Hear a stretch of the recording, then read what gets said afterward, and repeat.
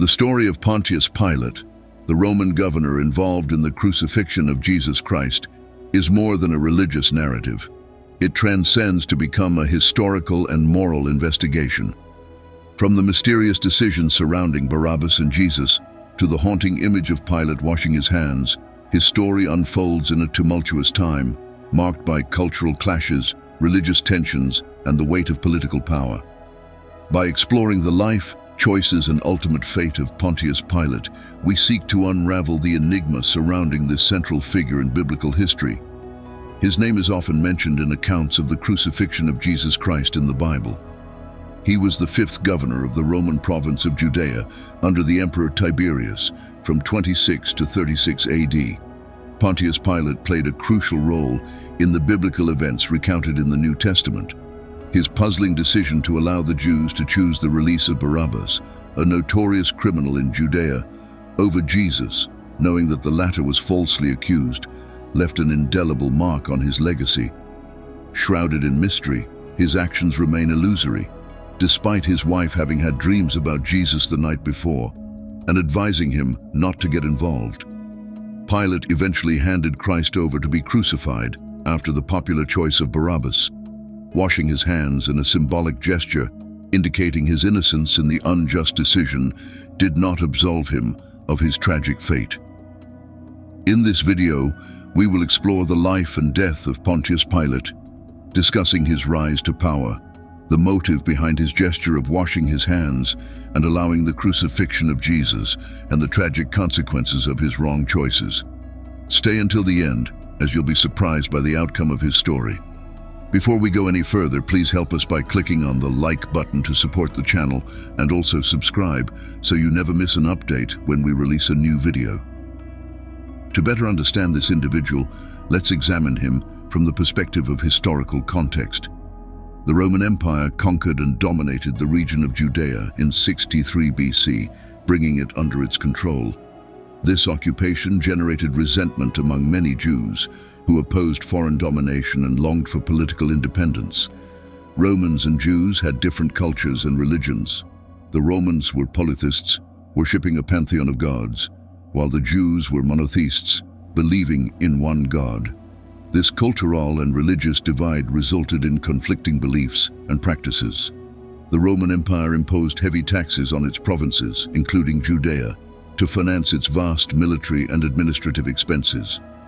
This tax burden was a source of discontent among the Jewish population. Roman governors and prefects, such as Pontius Pilate, were appointed to oversee the provinces. Their authority included maintaining order, collecting taxes, and ensuring loyalty to the Roman Empire. The way these officials exercised their authority often resulted in conflicts with the local population. The Romans sometimes showed cultural insensitivity towards Jewish religious practices, such as their attempts to install Roman emblems or statues in Jerusalem, which conflicted with Jewish religious beliefs against graven images, provoking outrage and protests. These actions led to sporadic revolts and resistance movements among the Jewish population against Roman rule. Groups such as the Zealots sought to resist Roman authority through armed rebellion, contributing to an atmosphere of tension and unrest. The religious aspects of the Jews played a significant role, as they believed in a special covenant with God and resented any foreign interference in their religious affairs. For their part, the Romans regarded Jewish religious practices as peculiar and were suspicious of possible feelings of rebellion. The presence of rebels in the region, under the supervision of Pontius Pilate, generated a series of tensions, putting pressure on his governance. Little is known about Pilate's early life, as historical records offer limited information about his past, mostly from brief references in historical texts and New Testament accounts in the Bible.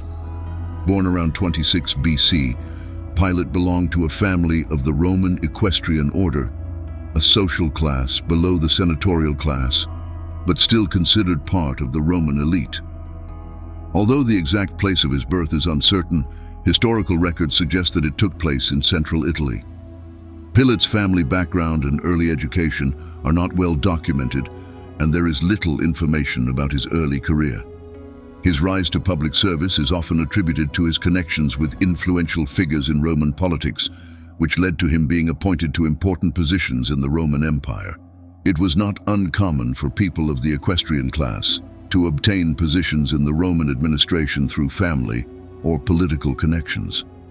Pilate's career in public service led him to become the prefect governor of the Roman province of Judea, a position he held from around 26 to 36 AD. In this role, Pilate shared limited civil and religious power with the assembly of the Jewish Sanhedrin, made up of 23 or 71 elders.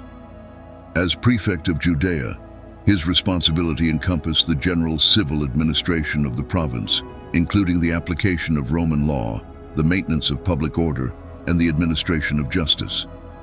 Pilate exercised control over the Roman military forces stationed in Judea, using this power to maintain order, suppress rebellions, and deal with threats to Roman rule.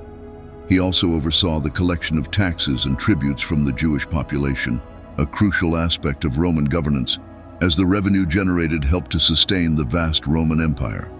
Pilate held the highest judicial authority in Judea, presiding over trials and having the power to impose punishments, including capital punishment. However, in the case of Jesus, Pilate was reluctant to make this decision. The Gospel of Luke depicts the ups and downs of Jesus' trial, where Pilate tries to transfer responsibility to Herod, but Herod nevertheless hands it back to him. Luke describes Pilate as a leader who avoids taking responsibility for such a significant decision, trying to transfer it to Herod, who had previously ordered the beheading of John the Baptist. Herod returned the responsibility to Pilate, who then handed it over to the Jewish people. In the Gospel of John, we see a more arrogant attitude from Pilate, who questions Jesus when he claims to be the king and mocks the Messiah, when he says he has come into the world to bear witness to the truth. Returning to the story, the Jewish religious leaders pressed for Jesus' condemnation, claiming that he represented a threat to public order and Roman power. However, the real fear was that Christ would incite a revolt among the Jews. The Bible's book of John reports that Pilate questioned Jesus, who claimed that his kingdom was not of this world and that he had come to proclaim the truth. On hearing this, Pilate found Jesus innocent of rebellion against Rome and Caesar, although he found no fault in the man. Pilate didn't have the courage to stand firm against the Jews who demanded Jesus' crucifixion. The situation between Jews and Romans was tense at the time, and Pilate chose to please the people rather than go against what he believed was right. During Passover, as part of a tradition, Pilate offered to release a prisoner. He proposed releasing Jesus, but the crowd demanded the release of Barabbas, a convicted criminal, instead of Christ. While Pilate was being pressured by the people, his wife Claudia warned him of the impending error. The Bible tells us that while Pilate was sitting in court, his wife sent him this message: "Have nothing to do with this innocent man, for I have suffered much in a dream today because of him." Despite this, faced with the insistence of the people and the fear of a great popular revolt, Pilate publicly washed his hands, symbolizing that he had no responsibility for the decision, which would fall on the people and the religious leaders. Jesus was then crucified on Calvary, outside Jerusalem. Pontius Pilate's participation in the biblical narrative ended there, but his life as leader of the Roman Empire in Judea continued. Even after his encounter with Christ, Pilate remained the same man. Historical accounts show that 3 years after Jesus' death, Pilate took brutal action by ordering the arrest and death of some Galileans who were making sacrifices in the temple. He also allegedly ordered the massacre of a group of armed Samaritans in a village called Tiana, who were searching for artifacts believed to have been buried by Moses. The leader of this movement was possibly considered a messiah among the active Samaritans. Around this time, the Samaritans, claiming that they were not armed, lodged a complaint with Lucius Vius the Elder, governor of Syria from 35 to 39 AD. This complaint resulted in Pilate being summoned to Rome to stand trial before Tiberius. However, Tiberius died before Pilate arrived, around 37 AD, which marked the end of Pilate's term as governor. After Tiberius's death, Pilate's fate was determined by the new emperor Caligula, one of the most notorious leaders of Roman antiquity. It is unclear whether there was any formal hearing, as new emperors often reviewed previous reigns. The only certain outcome was that Pilate was not reinstated as governor of Judea. The reasons for this are debated, whether the hearing went badly or whether Pilate chose not to return. In any case, Pilate was sent into exile in the region of Gaul, which is now France. The early church historian Eusebius, writing at the beginning of the 4th century, stated that tradition has it that Pilate committed suicide due to disgrace. Eusebius provides an account of Pontius Pilate's death in his work, History of the Church. However, this information is derived from tradition and has no explicit details or sources. The same writer, Josephus, in his 18th book of the Antiquities, reports that Herod Agrippa, made king by Claudius, killed James, John's brother, with a sword, and that Peter, after being arrested, was crucified. Josephus mentions that in many historical works, it is reported that Pilate fell into such disgrace that he ended up becoming his own murderer and executioner.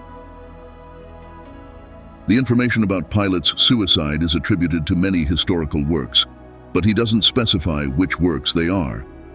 Eusebius provides indirect references that corroborate this information, suggesting that he is transmitting a broader tradition circulating at the time rather than relying on specific documentary evidence. Scholars have treated Eusebius' account with caution due to the lack of independent corroboration and the fact that he himself recognizes the information as part of the tradition. Pilate's suicide narrative may have had a theological purpose, emphasizing divine retribution for his role in Jesus' crucifixion rather than being based on concrete historical evidence. There has been some debate about this claim, with historians such as Daniel Schwartz arguing against accepting Eusebius' claims without careful analysis. Notable sources, including the 2nd century philosopher Celsus, questioned why, if Jesus was God, Pilate was not punished. The Christian apologist Origen, writing around 248 AD, responded by suggesting that nothing bad happened to Pilate because the responsibility for Jesus' death lay with the Jews and not with him. Pilate's supposed suicide is not mentioned in the works of Josephus or Tacitus. Paul Meyer suggests that Pilate's fate may have been to retire as a government official and become a retired former Roman magistrate, rather than come to a more disastrous end. Joan Taylor notes that Philo discussed Pilate as if he were already dead in the Embassy to Gas, written a few years after Pilate's term as governor. Pilate's legacy is a poignant reminder of the complex interplay between power, morality, and personal conviction. Pilate's central role in the crucifixion narrative, marked by moments of moral ambiguity and political expediency, continues to intrigue minds throughout the ages. The enigmatic act of washing his hands, the reluctant choices made under pressure, and the ultimate consequences he faced paint a vivid picture of a leader torn between antagonistic forces, whether in the realm of faith or in the annals of history. The story of Pontius Pilate remains a timeless exploration of the human condition, prompting reflection on the lasting impact of choices made at crucial moments. If you enjoyed this discussion, please don't hesitate to share, like, and comment your thoughts on the statements related to the death of Pontius Pilate, the man who ordered the crucifixion of Jesus. Thank you for watching.